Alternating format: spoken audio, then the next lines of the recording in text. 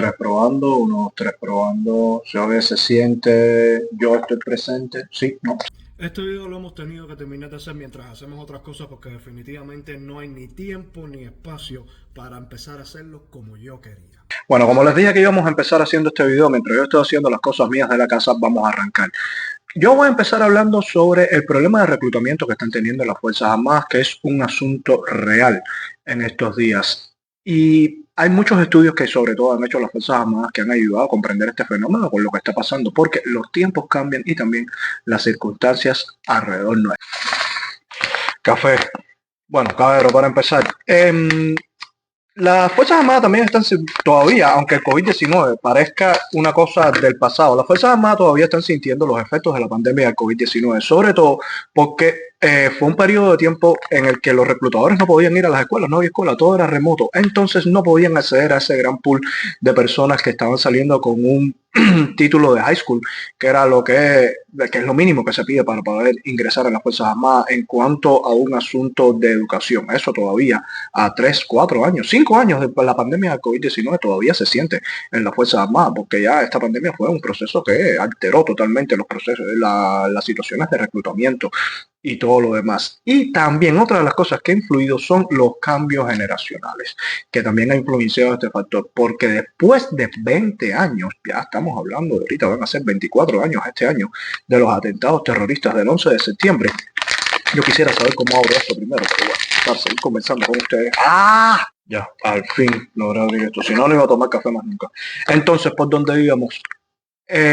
Luego de 24 años, casi 25 de los atentados del 11 de septiembre, hay una cosa muy importante que es que solo el 13% de las familias que se enlistaron en aquel momento para servir en la guerra contra el terrorismo tienen hijos. Y a sentir del Pentágono, la influencia de la familia es muy importante a la hora de, claro, educar a los hijos en ese sentido de pertenencia a las Fuerzas Armadas. Por tanto, eso hoy no existe o está muy a la baja. También hay algo muy importante y es que solo el 23% de la población de los Estados Unidos entre 17 y 24 años en este momento cumple con los estándares mínimos para el enlistamiento en las Fuerzas Armadas. Pero de ese 23%, solamente el 9% tiene algún tipo de interés en servir en las Fuerzas Armadas de los Estados Unidos. Y esto también se debe a una gradual fractura entre la población civil y la población militar dentro de los Estados Unidos. Ya ustedes saben, choque de ideología, nada que ver con nada que ver. Muy importante también, caballero, es en este aspecto la politización y el bajo desempleo. La politización sobre todo porque desde el final del draft en el año 1973, como ustedes recordarán, el final de la guerra de Vietnam, no sé si recordarán porque no sé si ustedes estarían nacidos o bueno, no sé, quizás sí, pero bueno, desde el final de la guerra de Vietnam, muchas bases militares cerraron, muchas bases de estas de las que tenían servicio de BMT, que es el Basic Military Training en los distintos branches, cerraron en los Estados Unidos y sobre todo las bases que estaban hacia el norte del país cerraron y se quedaron la mayoría de estas bases concentradas en el sur de los Estados Unidos. ¿Por qué cerraron las bases hacia el norte? Bueno, por un asunto muy claro. El invierno impedía el Basic Military Training durante buena parte del año en estos estados. Por tanto, es entonces hacia los estados del sur donde este sentimiento de servir en las Fuerzas Armadas se ha quedado mucho más arraigado y es donde mayormente se realizan este tipo de entrenamiento. Por tanto, el sur recluta más que el norte en este momento. El sur de los Estados Unidos, o sea, el sur, los traidores del pasado son ahora los que más aportan a las Fuerzas Armadas de los Estados Unidos. Entonces, ya que hablamos de la politización, vamos a los cambios generacionales. La generación Z. La generación Z es la gran parte de este pool entre 17 y 24 años que estaría apta para el servicio militar. Pero esta gente han enfrentado una serie de cambios sociales en el país. Y una de las cosas a las que le podemos echar de cierta manera la culpa es la legalización de la marihuana. Sí, esa cosita. Las Fuerzas Armadas no está prohibido el acceso a ningún tipo de drogas y los estupefacientes y esas cosas son muy controlados y no prohibidos. Y la marihuana recreacional ha influido en que buena parte de esta población elegible para servir en las Fuerzas Armadas la consuma y por tanto de alarma cada vez que se le hace una prueba de drogas o algo así, por tanto no son elegibles para servicio. Lo otro, por supuesto, que también influye es el peso corporal. Sí, esta nueva generación norteamericana y de personas que podrían ser elegibles para servir en las Fuerzas Armadas tiene problemas de obesidad. Y si esto lo unes también con efectos sociales que también dejó la pandemia, como la ansiedad, el ADHD y otras cosas que no afectaban a generaciones previas, o al menos de la misma manera, o que desde el espectro de la salud mental, antes de unirte a las Fuerzas Armadas, no se asume de la misma forma, ha dejado al Departamento de Defensa con mecanismos un poco chuecos a la hora de hacer exenciones para que la gente se una al servicio de las Fuerzas Armadas. Ahora, el pollo al arroz con pollo con todas estas cuestiones también viene por este sentir que tiene, o sea, la gente de la generación Z, que es lo que quieren es comunidad, propósito, que se respete la diversidad, la inclusión y ese tipo de cosas. Mientras que en las Fuerzas Armadas el pensamiento que se tiene más bien es como somos un equipo, we are a team. Eso se ha reforzado últimamente, sobre todo desde finales del año pasado, con la sesión de la nueva administración, con regulaciones que han vuelto a entrar en vigor porque siempre han estado dentro de las Fuerzas Armadas en vigor,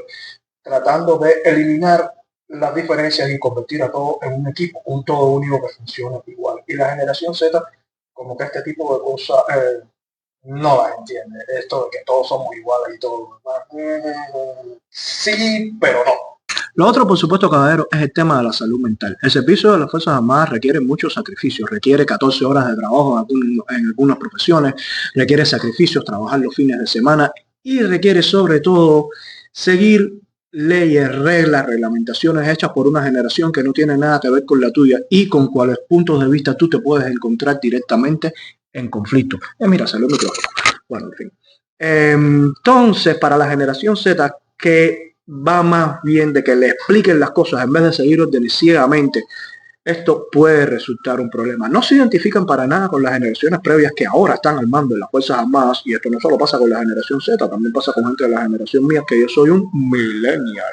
Esto me recuerda una chamaca cuando yo estaba en la escuela técnica, que ella una vez en una formación con el comandante de nosotros ahí explicando las cosas, o sea, ciertas y determinadas reglas que iban a entrar en vigor, le dijo al comandante que a él le tenían que explicar las reglas para entender las reglas antes de seguirlas. No es así como funciona. No es así como funciona. Según escuchar, ya está el café poblando, este es el momento que a mí me gusta, de verdad. Otra de las cuestiones que tienen que ver en esta situación crítica de las Fuerzas Armadas es, de cierta forma, la ruptura entre la sociedad civil, voy a apagar el café, la sociedad civil, los medios y las Fuerzas Armadas. ¿Por qué decimos esto?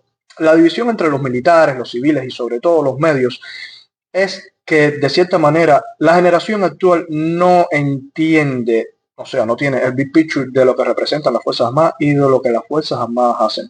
La gente solo tiene la idea de que las Fuerzas Armadas sirven para la guerra y solo para hacer la guerra, y no entiende muy bien de que las Fuerzas Armadas, mediante esa preparación para la guerra, también lo que están haciendo es ser el deterrent, o sea, la persuasión para el enemigo no atacarte a ti y que tú puedas mantener el estilo de vida que estás llevando en este momento. Pero la gente no entiende eso y tampoco entiende muy bien la misión a largo rango de las Fuerzas Armadas, que no es solo defender al país o prepararse para la guerra o mantener tu estilo de vida, sino que ofrece otras muchas oportunidades profesionales de aprendizaje que los miembros pueden usar para llevar a cabo su desarrollo profesional y entonces tener una vida mejor, con acceso a mejores trabajos, a mejores oportunidades, con títulos incluso académicos que pueden utilizar una vez que salen de las Fuerzas Armadas.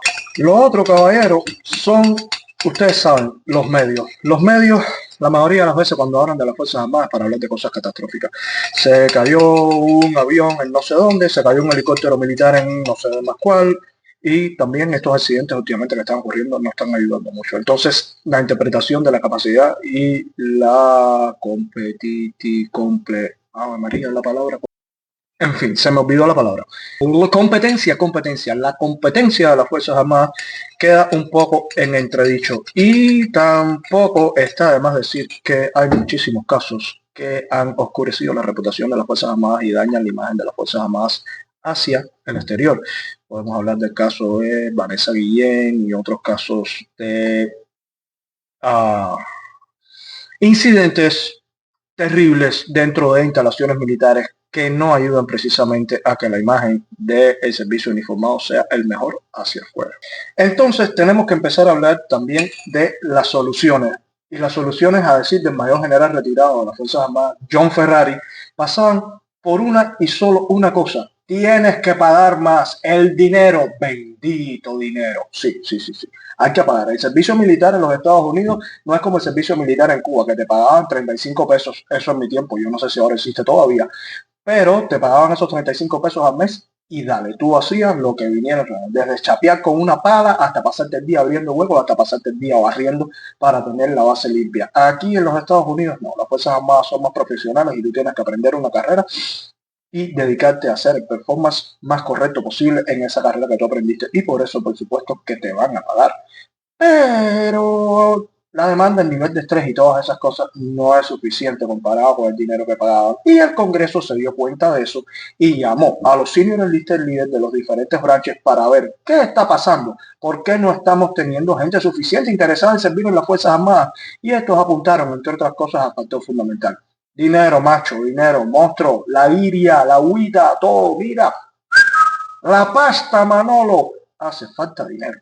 Es así que luego de esta brillante discusión de los SEL en el Congreso y todas esas cosas, se llegó a la conclusión, me voy a quemar, casi me quemo, se llegó a la conclusión de que lo que hacía falta era subir los salarios. Por tanto, a partir de abril de este año 2025, lo que va a suceder es que los junior enlisted, que son las personas que van desde el grado de enlisted 1 a enlisted 4, van a tener un bump en su salario, lo que se traduce en que van a ganar hasta, quizás combinándolo con el aumento de inicio de año por el pago por inflación, un 19.5%, que pudo haber sido más, pero el Congreso dijo que dar un 19.5% encima de un 4.5% era demasiado dinero. Por tanto, un 4.5% a inicios de año y luego un 14.5% parecía lo más justo en este momento. Entonces, las personas que se enlisten a partir de abril van a ganar un dinero considerablemente más alto que el que estaba ganando yo cuando yo empecé